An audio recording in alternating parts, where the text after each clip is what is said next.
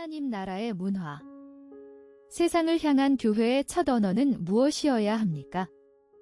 오랫동안 한국 교회는 아니요라는 말에 익숙했습니다. 세상의 쾌락의 아니요, 물질주의의 아니요, 부도덕의 아니요. 그 거부의 외침은 때로 정당했으나 거부만 남은 신앙은 결국 분노의 공동체를 만들어냈습니다. 그러나 복음은 본래 거부의 언어가 아니라 창조의 언어로 시작되었습니다. 태초에 하나님이 천지를 창조하시니라 라는 한 문장이 성경 전체의 문을 여는 까닭이 여기에 있습니다. 오늘 우리는 7자리를 따라 두 도성의 이야기에서 종말을 향한 순례 공동체까지 하나님 나라의 문화를 함께 걸어갑니다. 이 영상은 100권 영성 시리즈 시즌 2의 지태님이 그러나 아직 그룹 9번째 묵상입니다. 사도 바울은 분명히 권면했습니다. 너희는 이 세대를 본받지 말고 오직 마음을 새롭게 함으로 변화를 받아 하나님의 선하시고 기뻐하시고 온전하신 뜻이 무엇인지 분별하도록 하라. 로마서 12장 2절. 주목할 점은 본받지 말라는 명령이 거부의 외침이 아니라 변화된 마음으로 분별하라는 부르심이라는 사실입니다. 직장에서의 정직, 가정에서의 희생적 사랑, 소비에서의 절제, 약자를 향한 환대. 이 평범한 순간마다 우리는 두 도성 중 하나를 택하고 있습니다. 오늘 우리는 7 묵상을 따라 함께 걷겠습니다. 두 도성의 이야기, 거부가 아닌 창조, 소금과 빛의 영향력, 공동체가 곧 메시지라, 반문화의 영성, 일상 속 하나님 나라, 그리고 종말을 향한 순례 공동체까지. 아우구스티누스는 로마가 야만족의 손에 무너지던 시대에 하나님의 도성을 지필했습니다. 그는 세상 역사를 관통하는 두 개의 도성을 보았습니다. 하나는 자기 사랑이 하나님을 멸시하는 데까지 이른 지상의 도성이요. 다른 하나는 하나님 사랑이 자기를 부인하는 데까지 이른 하나님의 도성입니다. 두 도성은 같은 땅을 밟고 같은 공기를 마시지만 그 중심에 놓인 사랑의 방향이 전혀 다릅니다. 사도 바울은 분명히 고백했습니다. 그러나 우리의 시민권은 하늘에 있는지라 거기로부터 구원하는 자 곧 주 예수 그리스도를 기다리노니. 빌립보서 3장 20절. 주목할 점은 시민권이 하늘에 있다는 말이 세상을 떠나라는 뜻이 아니라는 사실입니다. 세상 한가운데서 다른 나라의 법과 언어, 다른 질서로 살아가라는 부르심입니다. 아브라함이 가나안 땅에서 장막을 치고 살았듯 우리는 이 땅의 거주자이면서 동시에 순례자입니다. 두 도성의 갈림길이 우리 앞에 놓여 있습니다. 두 극단의 자리는 무비판적 동화로 짠맛을 잃습니다. 적대적 분리로 빛을 감춥니다. 거부의 외침만 남은 분노가 됩니다. 세상이 들어야 할 복음을 가립니다. 이 자리의 끝에는 영적 무력감이 있습니다. 대한 문화의 자리는 다릅니다. 세상 한가운데서 다른 질서를 삽니다. 더 정의롭고 더 따뜻한 삶을 빚습니다. 비난이 아니라 창조의 언어를 씁니다. 한 사람의 다른 삶이 복음이 됩니다. 예수님은 분명히 기도하셨습니다. 내가 비옵는 것은 그들을 세상에서 데려가시기를 위함이 아니요 다만 악에 빠지지 않게 보전하시기를 위함이니이다. 요한복음 17장 15절. 주목할 점은 초대교회가 로마의 유아 유기 풍습이 판칠 때 버려진 아기들을 거두어 키웠던 것처럼 전염병이 도시를 휩쓸 때 도망치지 않고 병자 곁에 남았던 것처럼 그들은 반대가 아니라 대안으로 로마를 이겼다는 사실입니다. 예수님은 산상수훈에서 분명히 선언하셨습니다. 너희는 세상의 소금이니. 마태복음 5장 13절. 예수님은 당대의 죄악된 문화를 향해 끊임없이 저주를 퍼부으신 분이 아니었습니다. 오히려 그분은 새로운 삶의 방식을 몸으로 살아내셨습니다. 세리와 함께 식사하시고 창녀에게 존엄을 돌려주시며 어린아이를 품에 안으셨습니다. 그것은 세상의 관습을 단순히 거부한 행위가 아니라 하나님 나라의 문화를 눈에 보이도록 빚어낸 창조 행위였습니다. 사도 바울은 분명히 선언했습니다. 그런즉 누구든지 그리스도 안에 있으면 새로운 피조물이라 이전 것은 지나갔으니 보라 새 것이 되었도다. 고린도후서 5장 17절. 주목할 점은 이 새 것이 옛것을 향한 비판 이전에 먼저 새롭게 존재하는 현실을 가리킨다는 사실입니다. 교회는 세상을 향해 손가락질하는 자리가 아니라 아직 세상에 없는 삶의 형태를 먼저 살아내는 실험실입니다. 원수를 사랑하는 문화, 약자를 우선 대접하는 문화, 용서가 복수를 이기는 문화, 나눔이 축적을 앞서는 문화. 이것이야말로 세상이 한 번도 본 적 없는 창조의 결과물입니다. 사도 바울은 또 분명히 명령했습니다. 악에게 지지 말고 선으로 악을 이기라. 로마서 12장 21절. 예수님은 제자들을 향해 놀라운 선언을 하셨습니다. 너희는 세상의 소금이니 라는 말씀입니다. 이 한마디는 하나님 나라 백성의 정체성과 사명을 동시에 담고 있습니다. 소금은 독립적으로 존재하기 위해 만들어진 것이 아닙니다. 소금은 음식 속에 녹아들어 사라질 때 비로소 그 본연의 역할을 다합니다. 하나님 나라의 문화도 마찬가지입니다. 세상과 분리된 성을 쌓는 것이 아니라 세상 한가운데로 들어가 그 맛을 바꾸는 것입니다. 예수님은 분명히 경고하셨습니다. 너희는 세상의 소금이니 소금이 만일 그 맛을 잃으면 무엇으로 짜게 하리요 후에는 아무 쓸데 없어 다만 밖에 버려져 사람에게 밟힐 뿐이니라. 마태복음 5장 13절. 주목할 점은 소금의 위기가 세상에 섞이는 데 있지 않고 자기 맛을 잃는 데 있다는 사실입니다. 그리스도인이 세상을 두려워하여 뒷걸음질 치는 순간, 혹은 세상에 동화되어 구별됨을 잃는 순간, 소금은 밟히는 흙이 됩니다. 하나님 나라의 문화는 이 두 극단 사이에서 긴장을 유지합니다. 세상 속에 있으나 세상에 속하지 않는 삶, 바로 그것입니다. 영향력의 세 결을 봅시다. 첫째, 스며드는 소금입니다. 소금은 독립적으로 존재하기 위해 만들어진 것이 아닙니다. 음식 속에 녹아들어 사라질 때 비로소 본연의 역할을 다합니다. 하나님 나라의 문화도 마찬가지입니다. 세상과 분리된 성을 쌓는 것이 아니라 세상 한가운데로 들어가 그 맛을 바꾸는 것입니다. 둘째, 비추는 빛입니다. 예수님은 분명히 말씀하셨습니다. 너희는 세상의 빛이라 산 위에 있는 동네가 숨겨지지 못할 것이요 사람이 등불을 켜서 말 아래에 두지 아니하고 등경 위에 두나니 이러므로 집안 모든 사람에게 비치느니라. 마태복음 5장 14절 15절. 빛은 어둠을 꾸짖지 않고 비춥니다. 셋째, 존재로 일하는 영향력입니다.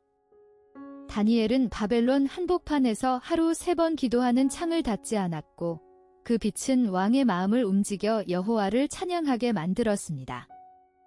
요셉은 애굽의 노예로 팔려갔으나 그가 머문 모든 자리는 하나님의 복이 임하는 자리로 바뀌었습니다. 이것이 하나님 나라 문화의 침투력입니다. 예수님은 제자들을 파송하시며 말재주 좋은 전도자를 기대하지 않으셨습니다. 오히려 그들이 함께 있는 모습 자체가 세상을 향한 가장 강력한 설교가 되기를 원하셨습니다. 하나님 나라는 탁월한 논리로 증명되지 않고 사랑으로 얽힌 사람들의 일상 속에서 드러납니다. 교회가 건물이 아니라 서로 사랑하는 사람들의 몸일 때 세상은 비로소 복음이 진짜임을 감지합니다. 예수님은 분명히 선언하셨습니다. 너희가 서로 사랑하면 이로써 모든 사람이 너희가 내 제자인 줄 알리라. 요한복음 13장 35절.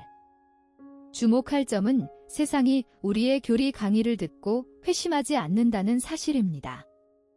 세상은 우리의 식탁을, 우리의 갈등 해결 방식을, 우리가 약한 자를 어떻게 품는지를 봅니다. 공동체가 곧 메시지입니다. 내가 전하는 복음이 아니라 내가 속한 공동체의 체온이 복음을 증거합니다. 초대교회는 변증서를 쓰기 전에 삶으로 변증했습니다. 그들은 소유를 내려놓고 과부와 고아를 먹이고 로마의 계급을 뛰어넘어 한 식탁에 앉았습니다. 그 낯선 풍경이 곧 전도였습니다. 사도 바울은 고린도 교회를 가리켜 그리스도의 편지라 불렀습니다. 공동체는 세상이 읽는 살아있는 성경입니다. 사도 바울은 분명히 고백했습니다. 너희는 우리로 말미암아 나타난 그리스도의 편지니 이는 먹으로 쓴 것이 아니요 오직 살아계신 하나님의 영으로 쓴 것이며. 고린도후서 3장 3절. 주목할 점은 예수님이 제자들의 하나됨이 곧 세상을 향한 증거라 기도하셨다는 사실입니다. 예수님은 분명히 간구하셨습니다. 아버지께서 내 안에, 내가 아버지 안에 있는 것 같이 그들도 다 하나가 되어 우리 안에 있게 하사. 요한복음 17장 21절. 분열된 공동체는 아무리 말이 유창해도 복음의 신빙성을 잃습니다. 거창한 기독교 공화국을 세우려 할 필요는 없습니다. 가정, 소그룹, 직장의 동료 몇 사람. 이 작은 자리에서 서로를 끝까지 품는 한 사람이 되면 그곳이 이미 하나님 나라의 전초기지입니다. 사도 바울은 또 분명히 권면했습니다. 형제를 사랑하여 서로 우애하고 존경하기를 서로 먼저 하라. 로마서 12장 10절. 세상 문화는 거대한 강물처럼 한 방향으로 흐릅니다. 경쟁하라, 소유하라, 되갚아라. 이것이 세상의 3대 교리입니다. 더 많이 가진 자가 이기고 더 크게 되갚는 자가 강하며 더 높이 오른 자가 승리한다고 가르칩니다. 그러나 하나님 나라의 백성은 이 강물을 거슬러 올라가는 연어와 같습니다. 예수님은 산상수훈에서 분명히 선포하셨습니다. 심령이 가난한 자는 복이 있나니 천국이 그들의 것이미요 애통하는 자는 복이 있나니 그들이 위로를 받을 것이미요 온유한 자는 복이 있나니 그들이 땅을 기업으로 받을 것이미요. 마태복음 5장 3절 4절 5절. 주목할 점은 세상이 부러워하는 자리가 아니라 세상이 불쌍히 여기는 자리에 복이 있다는 사실입니다. 세상은 당당함을 요구하지만 주님은 가난한 심령을 축복하십니다. 세상은 쾌락을 좇으라 하지만 주님은 애통하는 자를 위로하십니다. 세상은 강자가 땅을 차지한다고 하지만 주님은 온유한 자가 땅을 기업으로 받는다고 하십니다. 이것이 거꾸로 흐르는 강물, 반문화의 영성입니다. 하나님 나라의 반문화는 세 개의 기둥 위에 서 있습니다. 첫째는 경쟁 대신 섬김입니다. 제자들이 누가 더 큰가를 다툴 때 예수님은 조용히 수건을 두르시고 발을 씻기셨습니다. 예수님은 분명히 말씀하셨습니다. 너희 중에 누구든지 크고자 하는 자는 너희를 섬기는 자가 되어야 하리라. 마가복음 10장 43절. 둘째, 기둥은 소유 대신 나눔입니다. 초대교회는 가진 것을 서로 통용하며 필요에 따라 나누었습니다. 재산은 쌓는 것이 아니라 흘려보내는 것임을 그들은 성령 안에서 배웠습니다. 셋째, 기둥은 보복 대신 용서입니다. 7번뿐 아니라 7번을 70번까지라도 용서하라는 말씀은 인간의 계산법을 무너뜨립니다. 사도 바울은 분명히 권면했습니다. 원수 갚는 것이 내게 있으니 내가 갚으리라고 주께서 말씀하시니라. 내 원수가 줄이거든 먹이고 목마르거든 마시게 하라. 로마서 12장 19절 20절. 반문화의 영성은 단순한 거부가 아닙니다. 세상을 손가락질하며 담을 쌓는 것이 아니라 더 아름다운 삶의 양식을 눈앞에 보여주는 것입니다.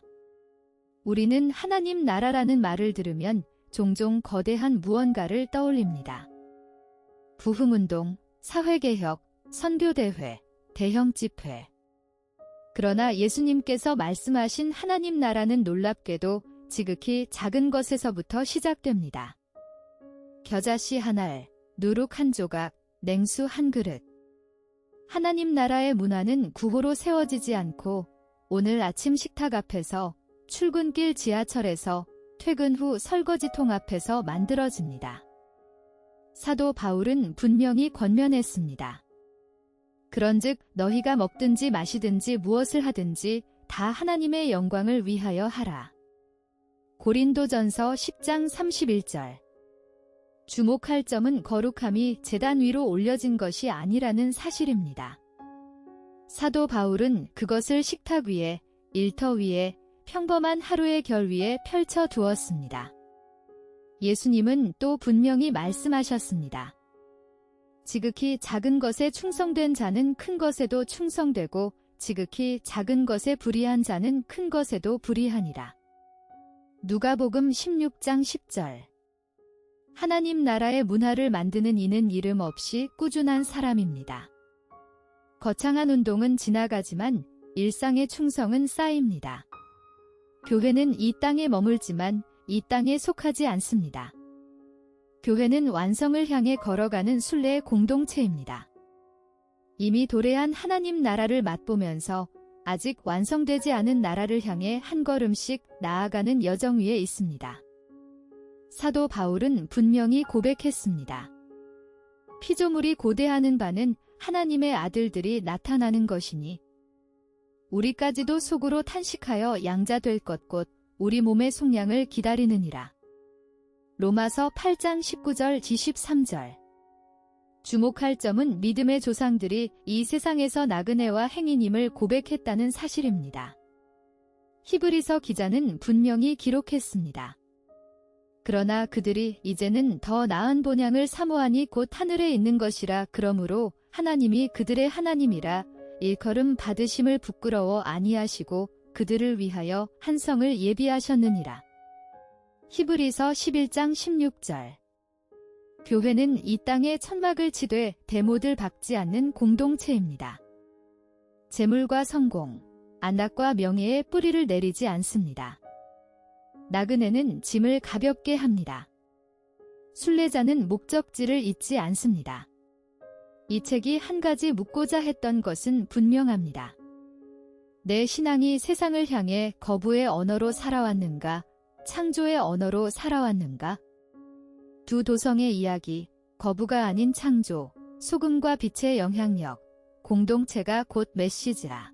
반문화의 영성, 일상 속 하나님 나라, 그리고 종말을 향한 순례 공동체. 일곱 묵상을 따라 우리가 함께 걸어온 길은 결국 한자리로 우리를 데려갑니다.